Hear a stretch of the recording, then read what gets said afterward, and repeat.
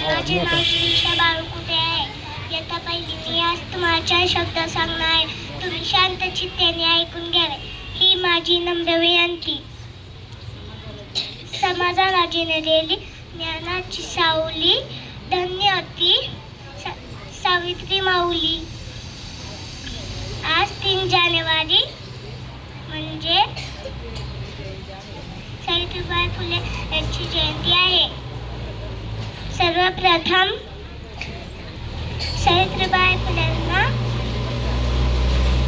वंदन. सावित्रीबाई फुले या भारताच्या पहिल्या शिक्षिका होत्या.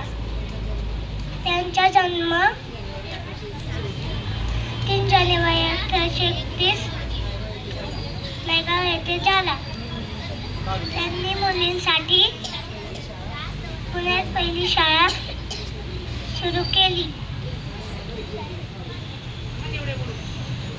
एवढे बोलून मी माझे भाषण संपवते. जय हिंद.